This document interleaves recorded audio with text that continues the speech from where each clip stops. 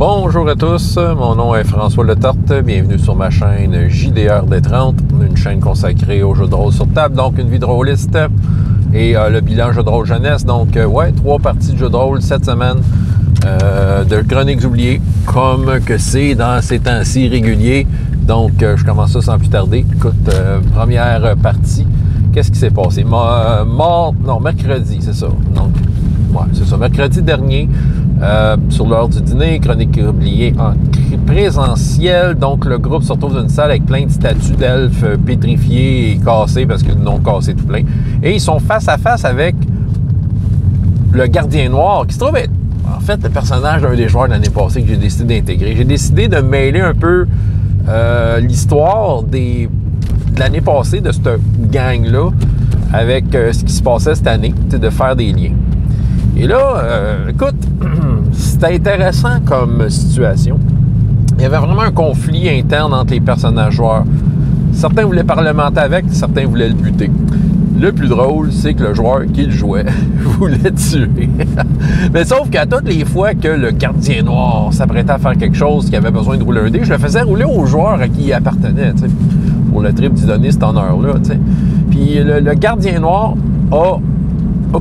n'a plus de visage. Tu sais, il y a toute cette mythologie-là des sans visage, tu sais, des personnes qui ont perdu leur visage. Fait que, il n'y a plus de visage, mais il y a comme de quoi qui a été cousu, un genre de fil. Il y a comme des yeux en X puis des oreilles en X cousues dans sa peau qui permettent de voir et entendre, mais il ne peut pas parler, tu sais. J'avoue que ça le nuit pas mal parce que, justement, peut-être que ça aurait brisé peut-être la confusion par rapport à sa présence. Et l'elfe du groupe, la princesse elfe du groupe, il a donné un gros bec la dernière fois, mais c'était une stratégie pour utiliser une de ses capacités qui réduisait sa classe d'armure. Elle voulait qu'il se fasse buter. Mais lui, il collectionne des yeux d'elfe. C'est ça c'est ça que les joueurs ont compris. Il est parti sur un trip d'elfe. Pourquoi? Moi, je le sais. Il y a une raison pour ça, mais là, les joueurs ne le savent pas, sont confus. Fait que là, il a fallu qu'il leur tape dessus tout ça. Mais il y avait vraiment un conflit interne parce que le joueur qui voulait buter son ancien personnage se faisait empêcher par d'autres, puis tout ça. Il y avait du PVP d'une certaine façon. Bref, ils ne savent pas trop quoi faire avec ça. Ça a été pas mal ça, la séance. Tu sais, à savoir, qu'est-ce qu'on fait avec? Tu sais, il y avait du doute, puis tout ça. Il y en a qui faisaient juste prendre un pas en arrière. Il dit, je laisse ça faire, puis je regarde ce qui se passe. Puis à un moment donné, bon, il agissait quand que, je sais pas, c'est comme quand, justement, l'ancien personnage, le Minotaure de l'ancien personnage. C'est ça, l'ancien Minotaure du personnage. Voyons. En tout cas, l'ancien personnage, bon, c'est un Minotaure en passant. Il était sur le point de mourir. Fait que là, bon, c'est ça. Ben, il est pas mort, il est comme assommé parce qu'ils l'ont comme fini à coups de poing. Grâce à leur capacité. Tu sais, quand ils se mettent en gang et qu'ils connaissent leur capacité, ils m'ont dit ça y va par là. Fait que ça fait un PVP. C'est intéressant. C'est un PVP, je pense, qui est sain dans leur cas. Ça permet de positionner leur personnage face à différentes situations. Il y avait un dilemme. C'est-tu un bon, c'est-tu un gentil? T'sais, parce qu'il y en a qui pensaient que c'était un gentil, mais dans les faits, ce personnage-là, c'était assez un personnage... OK, il travaillait pour les bons l'année passée, mais laisse-les tout seul, c'est un méchant. Fait que c'est ça, là. Mais sauf que là, le gardien noir a une raison d'être là. Puis peut-être la seule personne qui aurait pu répondre et le défendre avec connaissance de cause, c'est un autre personnage non-joueur qui ont trouvé au début, tu sais, qu'elle a perdu son visage, fait qu'elle peut plus le parler. Mais ils ont plein de parchemins qui vont expliquer plein d'affaires. Fait qu'ils vont peut-être faire des liens et peut-être comprendre ce que le gardien noir faisait là. Mais en fait, ils sont sur le bord d'une entrée un peu magique qui les mène dans une prison qui est vraiment au milieu d'un endroit inaccessible. Y entrer, c'est pas mal facile que d'en sortir. En fait, d'en sortir, c'est pratiquement impossible. OK. Tu sais. OK. Deuxième partie de Chroniques oubliées, c'était la dernière d'une série en virtuel. Je pense que je vais en avoir d'autres. Je confirme rien tant que je ne l'ai pas. Mais, tu sais, j'ai été contacté pour une autre série de 10 séances. Écoute, eux autres, c'était leur dernière séance. L'aventure que je leur avais proposée au début, les tourments du Titan, ben écoute, est finie. Ça faisait deux séances que c'était fini, tu sais. Puis Si ça aurait été fait plus vite, les tourments du Titan, j'aurais peut-être pu pas plugger une autre aventure comme complète. Mais là, vu qu'il restait comme juste une game, l'avant-dernière partie, ça a été comme de la gestion de loot, la gestion du butin et une embuscade dans le désert. Mais là, ce que j'ai décidé de leur faire, c'est de leur faire une petite scène un peu Far West. Tu sais, dans le désert, dans le monde d'Apotique, le premier village. Ils voulaient aller là pour se rééquiper, acheter du stock, puis tout ça, tu sais, pour repartir à l'aventure. J'ai mis en scène un village autour d'une oasis. Puis, tu sais, je décrivais le village qu'il n'y a personne, mais il n'y a pas l'air abandonné. Genre que les maisons ne sont pas délabrées, rien, tout ça. Puis là, il découvre à un moment donné une dame qui par inadvertance, s'est manifestée. Ils sont allés la voir, la madame a peur. Puis, tu sais, ils essaient de comprendre. Mais là, ils comprennent aussi qu'il y a des corsaires de la reine Jirta cachés un peu partout qui les tiraient. C'est eux autres qui avaient fait l'embuscade la semaine d'avant. Fait qu'ils reconnaissent, à un moment donné, ils reconnaissent le cheval du gars. Hey, ils sont titres! Puis c'est ça. Fait que là, ils se faisaient shotter par des flèches. Fait que là, les personnages, ils ont voulu se débarrasser d'eux autres. Pif, paf. Ils s'en sont débarrassés de la moitié. L'autre moitié a réussi à se pousser à cheval. Fait qu'ils se sont dit, laissez-les partir. Fait que là, ils ont compris, les villageois, mais ils se cachaient. C'est que ce village-là, ce que j'ai décidé que c'était, pour mettre un peu un contexte, un peu de viande autour de ça, c'est que c'est un village qui n'est pas loin du mur qui sépare Nakarot de Apotique.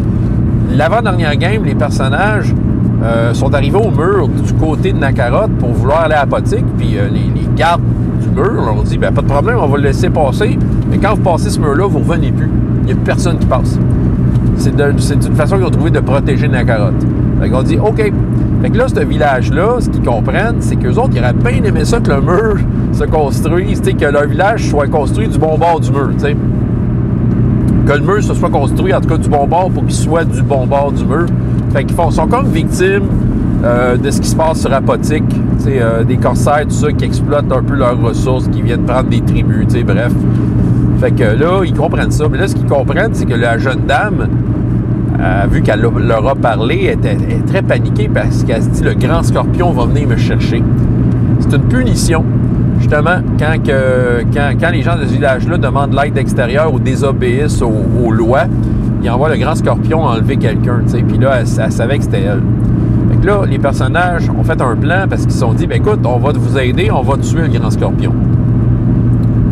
Fait que là, ils ont fait un plan. Je vais faire une vidéo sur le plan parce que j'ai trouvé ça intéressant la façon dont ça s'est fait.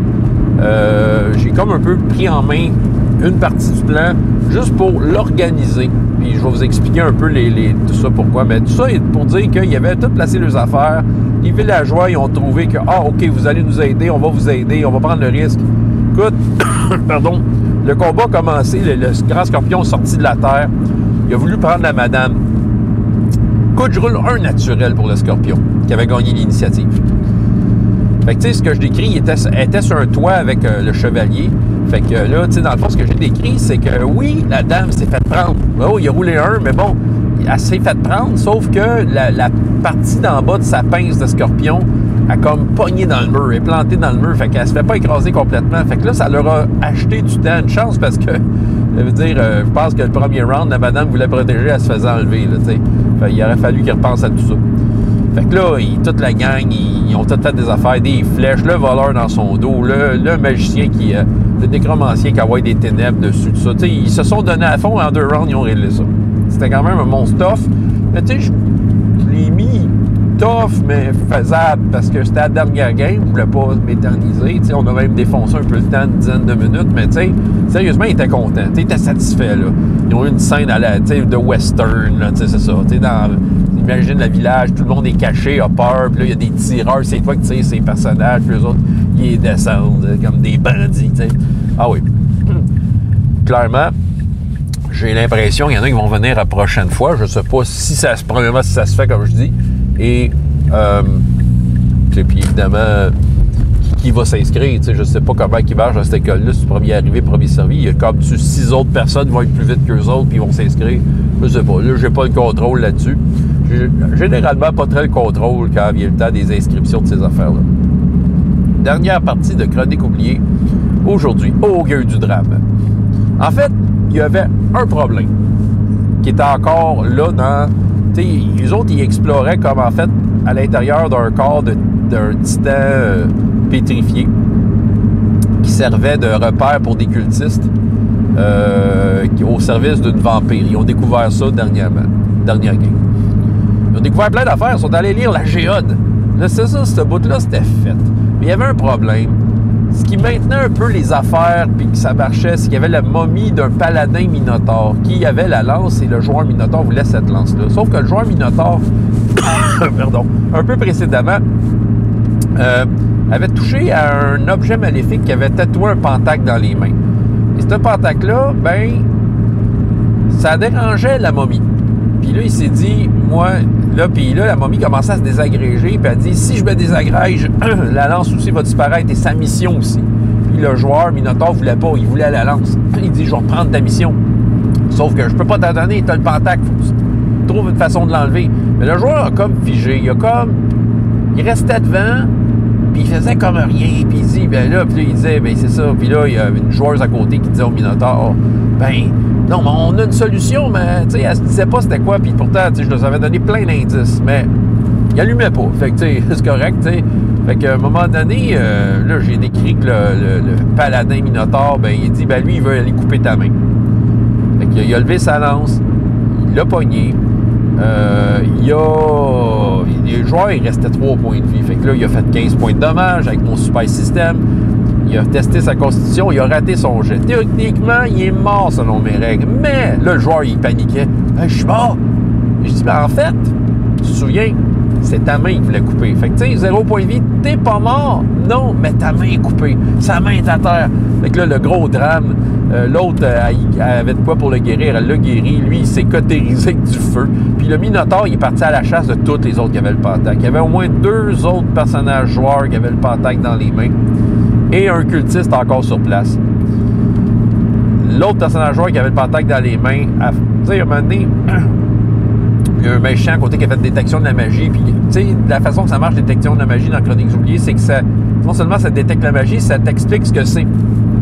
Fait que, il a compris qu'il fallait qu'il frotte son métal étoilé, parce qu'il y avait un morceau de ça sur sa main pour faire disparaître son pentacle, comme une efface. Sauf que son fameux morceau de métal étoilé, qu'il utilise depuis un bon bout de temps, il a réduit comme une efface. Fait que là, il commence à le perdre, c'est ça, sauf qu'il n'y avait pas le choix. L'autre joueuse, ben, il y avait une absente. Il y a un personnage joueur d'une joueuse absente qui allait se faire couper la main. Fait que là, je disais aux autres, c'est pour vous, là. Mais le mec, elle revient la semaine prochaine, qu'on y apprend qu'il manque une main, elle n'aimera pas ça. Fait que là, ils ont trouvé un plan pour aller y envoyer à Négarite qu'elle puisse s'effacer la main. Puis, le Minotaure, la passeuse d'armes, qui est un genre de femme serpent, elle jasait avec le Minotaure. C'était la seule qui pouvait jaser avec, parce qu'elle était capable de parler à son âme, qui était un peu accrochée après la momie, tu sais. Elle achetait du temps. Puis, ce qui faisait que la momie l'écoutait, c'est qu'en fait, la passeuse d'armes, c'était comme un peu une promesse de libérer son âme. Parce que les âmes sont un peu protégées dans l'entremonde, dans cette place-là. Là, j'en perds une coupe, mais c'est pas grave, je continue.